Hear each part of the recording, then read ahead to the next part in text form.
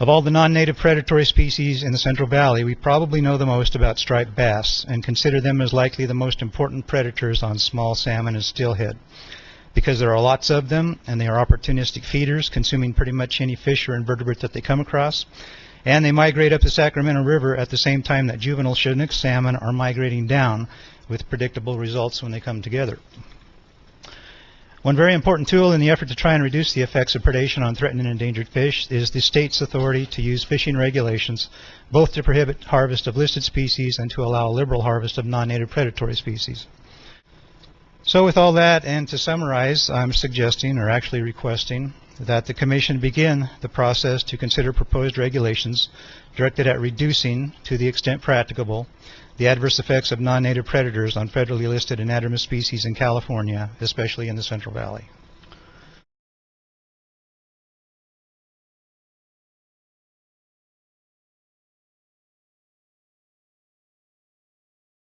The entrainment at the Clifton Court Forebay is a fact. It's not an opinion. It is not someone's sense of what is happening. It's a fact. They count them all the time. They're required to do so.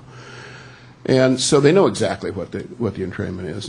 And so the amount of salmon that are actually being entrained, from my understanding of the numbers, which apparently are somewhat analogous to Mr. Pelletiers, it's almost de minimis. It's 0.4%. It doesn't mean that it's not having an impact. A 0.4% is an impact, absolutely, and therefore it needs to be something that this commission is concerned about. Absolutely, no question about it.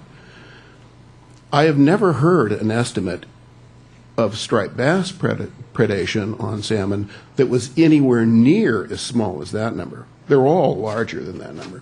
They range from 5% up to 20% in the documentation that I've seen.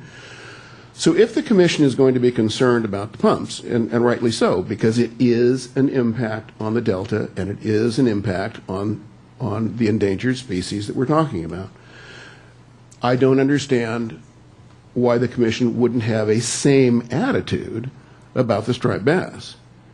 Now, no one's talking about eliminating the striped bass. We must remember that whenever this Commission, at least it's my understanding of what we're doing, please correct me if I'm wrong here, when this Commission puts a limit, size limits, slot limits, seasons, whatever, on a fish, what we are saying is that we're trying to protect that fish.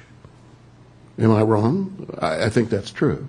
So as a consequence, why this Commission would want to go on record to protect an apex predator of our endangered California native species does not compute to me. I do not understand that.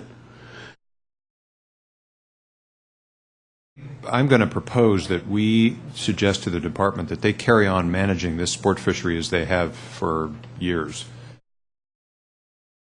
They carry on managing this sport fishery as they have for years.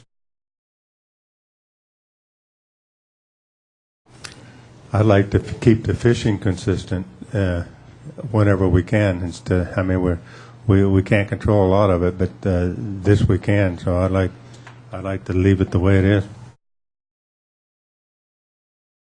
How stretched the department is, just dealing with the day-to-day issues that we have before us already, that we should have a time limit on that, Commissioner Rogers. And if it, when and if the department gets that back to us, we'll move forward. And I don't want to. No timeline. It's just hopefully in the next 10 years. Yeah. Hopefully in the next 10 years. Hopefully in the next 10 years.